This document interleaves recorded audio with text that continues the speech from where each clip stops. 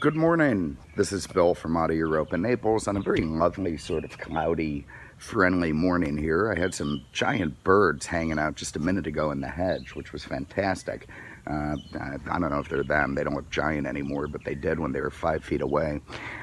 Anyway, I do have this rather beautiful 2007 Mercedes-Benz CLK350 Cabriolet. This is not the first CLK I've had, and certainly not the first one in recent memory. In fact, this is like the third or fourth in the last few weeks. And I also have about none left in stock because, again, these are just fantastic cars, and I get every single one of them I can, particularly maybe even only those that are in really nice shape. You know, that's up to you to figure out. I'm kidding. Yeah, we're very selective with what we get. And this one is in that vein. It's got 83,000 miles. It's been extraordinarily well maintained by a prior winter resident who enjoyed keeping it nice during his months here. It's been garage kept. It's been loved on. The tires are fresh. The service is fresh. And the color combination is quite lovely. Again, an '07 model, so it's well into the run. Plenty of time for Mercedes-Benz to have worked out any kinks. You can see the styling is very crisp and lovely, sort of subtle rounded curves and edges. There's quite a lot of circles on this car, at least inside. You can see a big oval exhaust tip down there. And it just works really well as a practical four-seat convertible because it's got some space inside to accommodate big people. It's got some space in the trunk if you need some cargo. And of course it has the Mercedes badge on the grille, so when you show up for a fancy dress party somewhere, you're going to look just fine, despite its affordable price tag. So anyway, that said, let's start inside the trunk.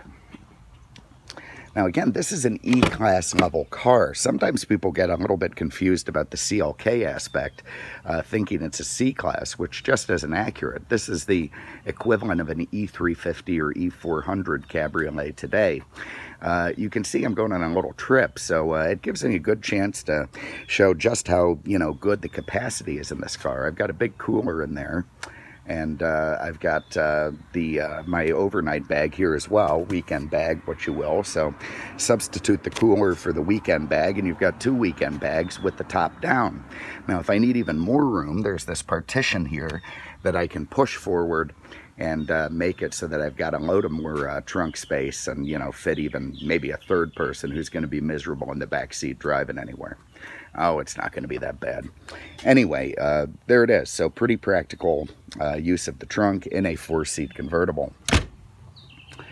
Have a quick look under the hood, then we'll get to the inside. And what a beautiful interior this car does have. So one thing I like about these, again, is that they're affordable. They had $50,000 plus price tags, but of course have come way, way down. And now you can get all this sort of luxury and technology at a really reasonable Hyundai Kia level price. So under here is a 268 horsepower, 3.5 liter V6. Mercedes-Benz, very tried and true engine. They put this in a ton of vehicles, everything from a C to an S. Well, maybe not the S. I think that's got the ML350. But that said, this engine has ended up in a bunch of cars. Reason being, it's just damn reliable. It's been extremely well engineered. It's made it to a 7-speed automatic gearbox. And on this Florida car, you can see no corrosion, no nastiness, no crust. Everything just lovely. Hasn't been molested or screwed with. Just a fantastic thing to find under the hood of this car. Look at that. Sometimes you see all this is just white and crusty and nasty. This car has been really nicely kept. Ditto the hood star there, how blue and nice it is, lacking road wear, how crystal clear the headlights are. This thing's led a nice soft life. There's the fresh Goodyear radials on those twin spoke 5-star alloys. I think those are 17 inches. Nice and smooth, very proper. Also a nicely integrated anti-ding bar there, although it's kind of silly because it seems to go in. I don't know if that's the first thing a door is going to hit. I think it's going to get up here. Maybe not. Maybe it's just deceiving the eye. Anyway, nice turn signals inside the mirrors. You've got lovely chrome strips in the door handles. All these little elegant touches that you get in a fancy car like this, particularly when it's new and, still pretty damn expensive. Okay, back here you've got room for 2 adults who aren't going to be that miserable. You could probably run for half an hour before they start, getting crabbed out a little bit. You got a beautiful bunched leather door panels there with chrome trim around the wood. You've got these pop-up rollover protection guys there, nicely integrated into the rear. Those 2 holes down there are part of the Harman Kardon subwoofer. You got some vents back there to keep the cool air or hot air blowing on you. And these terrific little knee pad areas. So when you're sitting in the back and you got big long legs, your knee is actually going to incur into the seat a little bit to give you just that extra little bit of room that's nice for a short trip. What do you have here? You've got dual leather 12-way power seats. They're heated, beautiful cream beige leather. You can see very little wear on the seats at all. Everything lovely. Here's one of my big complaints about pretty much every Mercedes. So let's say I move the seat back. You see the headrest goes up, and it stays up. Let's say I move the seat forward. The headrest goes up, and it stays up. I spend my days fighting the headrests on these cars. I'm always going out there. One's up in the freak position, one's down. It looks ridiculous. It drives me nuts. If there was a way to, disable that, which I'm sure there is if I thought about it for an hour, I'd probably do it. Certainly if it was my car, but otherwise that's just annoying, and I have no idea why German engineers have decided that's a thing. You can see it's got airbags there inside the seat, nice stuff, so they'll pop out if you got problems. Over here you got bunched leather inside the door panels. Again, the beautiful curved wood trim with the chrome edge. And the wood in this car is much nicer than they're using in the newer Mercedes. They've really cheapened that up a little bit. In fact, the started with the 212 Class that came out in 2010. The wood would actually fade and turn from this lovely rich brown color into kind of a washed out gray. It was kind of annoying. But on this generation Mercedes, it's all real proper wood that's been, just wears really, really lovely, particularly when a car has been as babied as this one is. You can see the felt down here in great shape. You got a little pocket. You got your memory seat stuff. It's also rare to see memory seats on both sides.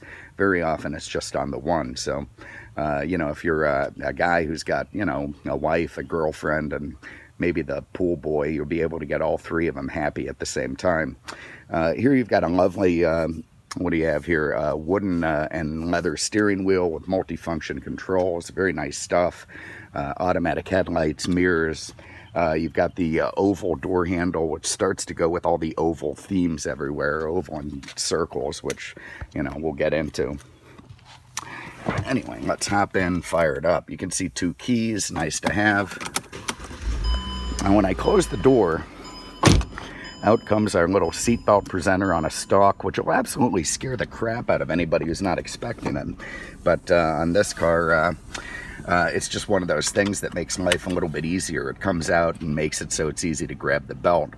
What do we have? Engaged front passenger seat. There we go. So that wasn't down. Gives you a little helpful reminders in that driver information center. There you see a nicely laid out instrument cluster. You got a clock, a tach, miles per hour. Again, the driver info center in the middle. Get through all of that, everything nice. No SAT. It does have SAT, actually. We'll get into that. There you see a lovely 74 degrees this morning. We got our compass going. So I remember when I was a kid, you'd have like these 90-year-old guys in old Dodge Diplomats with a compass, a big air guide, screwed right into the middle of the dashboard, guiding the way. And I always thought, man, that's cool. Anyway, you see all the hieroglyphics there, the, everything nice. It hasn't been worn off or cleaned off, all very crisp and proper. Over here you've got your heated seats, which we do not need this morning. Maybe tomorrow, a little bit of a cool front. Hazard button, very nicely finished that with the chrome edge and the light up button. Very muted, subtle, federally regulated passenger airbag off light. Lock and unlock. Those will lower the rear headrests if they're up. Then another heated seat.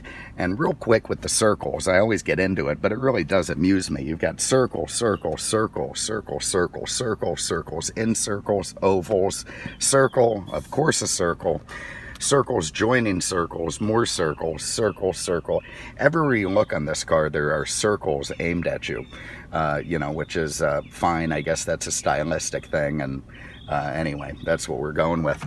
You got a great little place to put stuff in here. Not a cup holder. It's kind of a coin purse.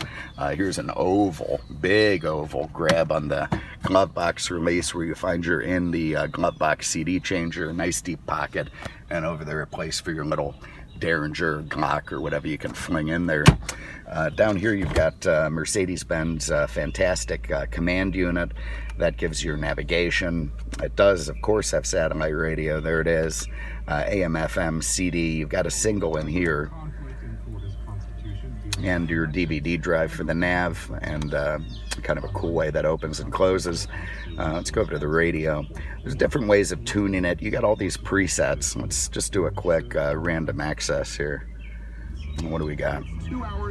Commercials. Let's try another one. There we got music. Oh, God. Tom Petty. I don't know. It's like Aerosmith. I get irritated every time I hear it. Down here, you've got very nice dual-side climate control. His and hers, hers and his, whatever. Automatic. Works great. You've got charcoal filtration if you activate it there, so keep the odors down. You got a great little ashtray here that's never been used in this car, so that'll be your 12-volt outlet. Very nice leather, lovely finished shifter here with the comfort and sport settings. This thing will run your power top. You got a cup holder here, you got another one here, and a great little rollaway thing. And actually, let me get my belt off. We'll run the top up in a sec. Up here you've got a self-dimming mirror with HomeLink garage door openers. You got your M-Brace SOS, so if you're lost at sea, you hit that guy and you'll probably be fine. And we're going to push this guy forward and watch the soft top.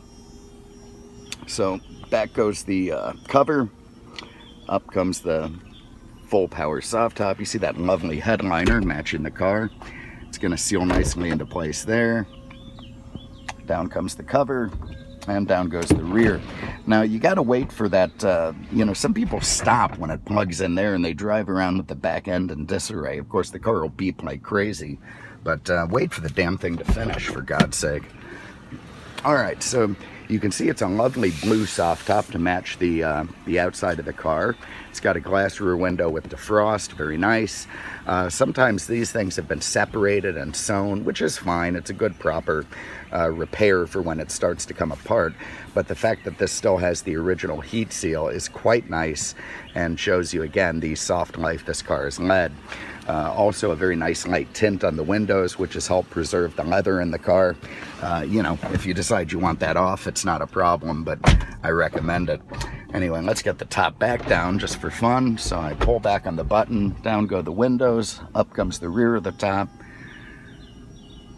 Disconnects up there, and down it goes. Works very, very quickly, certainly fast enough to be used at a red light. And that's it. Nice, smooth operation. I've got my presenter handing me my seat belt. We'll get it into drive. I'm going to leave it in the comfort position because really that's what this car's about, and go for a spin.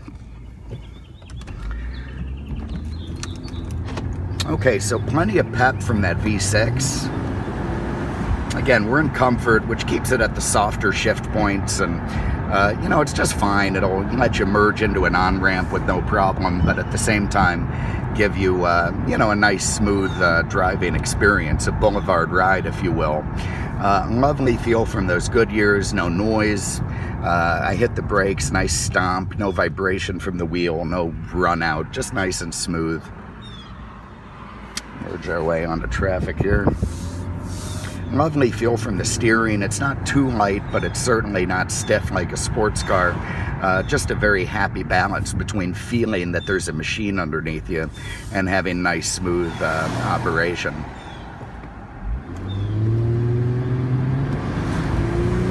Alright, so you can see we got plenty of juice there. Got the wind in my hair. I got a really lovely, you know, nice feeling on the way into work. You know, it's just a joy to own a CLK. Nice, big, roomy, 4-seat convertible. If you have an interest in this car, give us a call, 239-649-7300, on the web at mercedesexpert.com. Thanks so much for having a look. We appreciate it. We'll see you with the next one. Take care. Oh, God, what's this guy doing? Probably some disgust. I think he just spit out the window. That is disgusting. What is the matter with these people? It's like living in the third world, for God's sake. Anyway, on that note, rather gross note, we'll call it there and move on to the next one. Take care.